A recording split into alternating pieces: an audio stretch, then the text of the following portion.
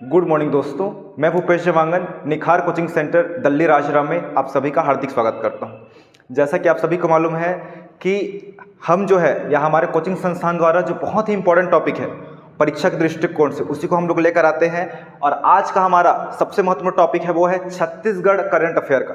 Chhattisgarh current affair के अंतर्गत हम लोग पढ़ने वाले हैं छत्तीसगढ़ नगर पालिक निगम संशोधन अध्यादेश 2024। ये याद रखना है, ठीक है ना। इसमें हम लोग अध्यादेश क्या होता है, ये चुनाव प्रोसेस क्या होता है, सब हम लोग नेक्स्ट वीडियो में करेंगे। लेकिन आज जो है सबसे इंपॉर्टेंट आपके एग्जाम के दृष्टिकोण से ही है कि संशोधन इसमें क्या हुआ है, क्या परिवर्तन हुआ है इस अधिनियम के तहत, वो पढ़ेंगे हम लोग, ठीक है।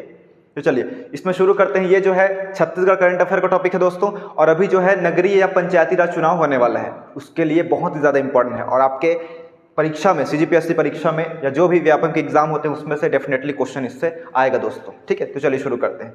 इसमें जो लिखा हुआ है छत्तीसगढ़ नगर पालिक निगम संशोधन अध्यादेश, अध्यादेश उसको हम लोग बाद में पढ़ेंगे, ठीक है। चलिए इसमें देखते हैं।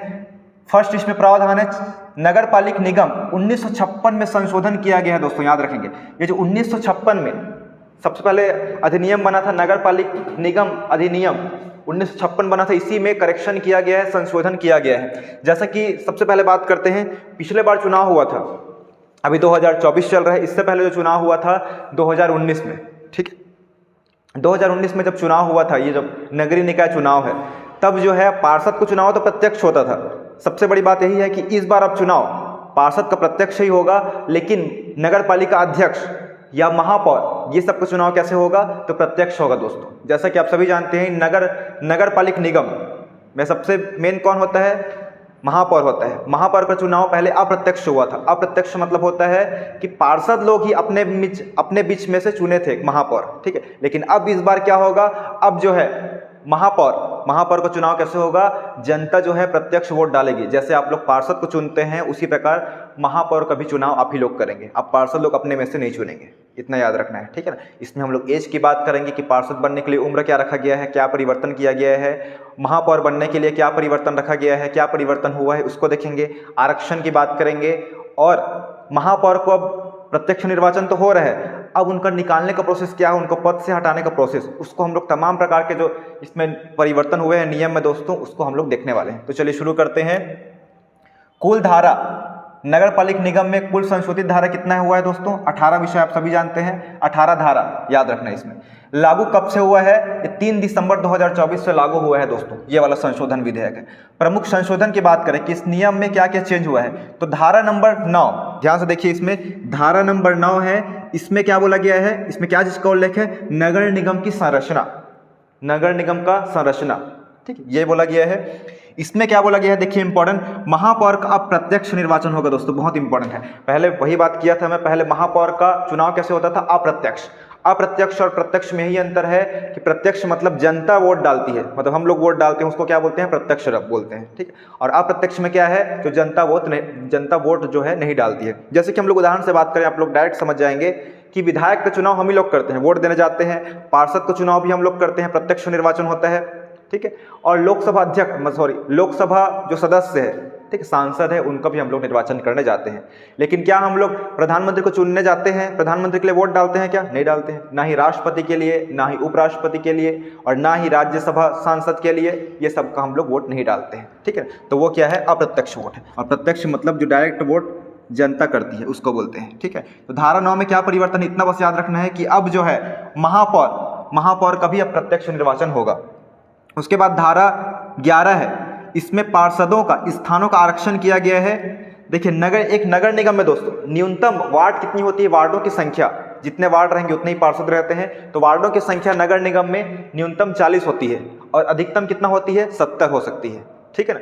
न्यूनतम कितनी होती है, न्यूनतम कम से कम 40 तो रहना ही चाहिए, लेकिन अधिकतम कितना होता है, 70 होता है, ठीक। 70 से कम भी हो सकता है, लेकिन किससे कम नहीं होना चाहिए, 40 से कम नहीं होना चाहिए, ठीक है। और आप लोग को ये भी पढ़ेंगे आगे क्लास में कि अगर किसी नगर निगम की जनसंख्या 10 लाख से अधिक है, तो वहाँ अधिकतम जो वार्ड है कितना हो सकता है, 85 या 85 हो सकता है। इसको हम लोग नेक्स्ट वीडियो में कवर करेंगे। अभी हम लोग इस वीडियो में सिर्फ दोस्तों जो संशोधन हुआ है, क्या परिवर्तन हुआ है, उसी को हम लोग देखने वाले हैं। तो पहला परिवर्तन है कि अब महापौर का प्रत्यक्ष निर्वाचन होगा। दूसरा परिवर्तन है पार्षदों का स्थानों का आरक्षण किया गया है। 11 के क में महापौर के पद का आरक्षण है दोस्तों, बहुत इंपॉर्टेंट है। महापौर के पद का आरक्षण है, ये बहुत ही ज़्यादा इंपॉर्टेंट है, ठीक है, ये याद रखना है। और धारा 14 में निर्वाचक नामावली अब महापौर के लिए भी तैयार किया जाएगा। पहले क्या है, प्रत्यक्ष निर्वाचन किसका होता था, पार्षद बस का होता था, लेकिन इस बार अब किसका होगा, महापौर का भी प्रत्यक्ष निर्वाचन होगा, तो नामावली तैयार किया जाएगा। इसके लिए याद रखना है, आपके पास दो इसमें आएगा वोट डालने के लिए, पार्षद के लिए भी और महापौर या नगरपालिका अध्यक्ष के लिए भी आएगा आपके लिए, ठीक है, याद रखना है, तैयार किया जाएगा। और तैयार कौन करता है, ये निर्वाचक नामावली तो राज्य निर्वाचन आयोग करता है दोस्तों, ये याद रखना है। धारा 14 के काम में क्या है, खर्च का विवरण पार्षद या महापौर जो भी खर्च करेगी चुनाव के लिए, ठीक है, तो उसका विवरण जमा करना पड़ेगा राज्य निर्वाचन आयोग द्वारा अधिकृत जो अधिकारी होगा उनके पास, याद रखना है, खर्च का विवरण। और ये कब तक जमा करना पड़ेगा, याद रखना, चुनाव संपन्न, जिस दिन चुनाव संपन्न हो जाएगा उसके 30 दिन के भीतर जमा करना पड़ेगा। खाम वही लिखा है, चुनाव संपन्न के 30 दिन के भीतर इसको जमा करना पड़ेगा। और धारा 14 के ग में क्या है, अगर 30 दिन के भीतर अपने खर्च का विवरण, कितना खर्च हुआ है, पार्षद या महापौर लोग अगर जमा नहीं करते हैं तो याद रखना है दोस्तों, उनको 5 साल के लिए चुनाव से वंचित कर दिया जाएगा, मतलब 5 साल तक उन लोग चुनाव नहीं लड़ पाएंगे, ठीक है, ये याद रखना है।